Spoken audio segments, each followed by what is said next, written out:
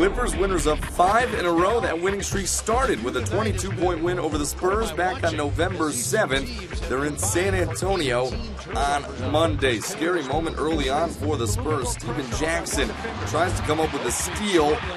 Ends up hurting his finger on the play. You see him grasping for it.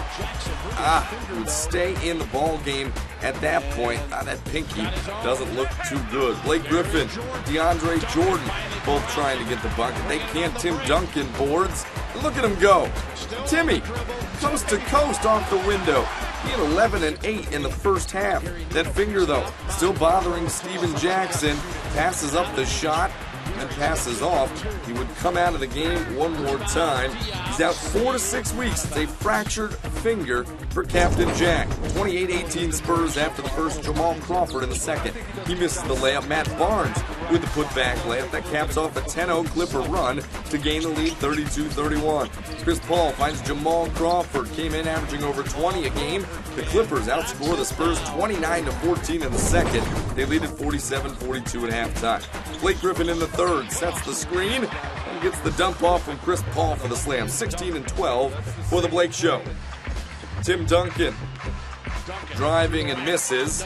Gets the rebound and the putback to go. Duncan thought he got fouled on a play. Will get teed up for yelling at the ref. Timmy finishes with 20 points and 14 rebounds. Chris Paul tips Boris Diaw's pass to Matt Barnes. Back to Paul. CP3 doesn't do very often, but he throws that one down. Clippers by 8. Good three-point shooting, though. Gets the Spurs back in this one. Tony Parker knocks one down. Then Parker finds Matt Bonner wide open. Bonner had all 10 of his points in the fourth quarter. It's 87-85 Clippers with just over 2 to play. Chris Paul, though, going to work on Parker. Look at the ball handling. Then the spin move gets it to go.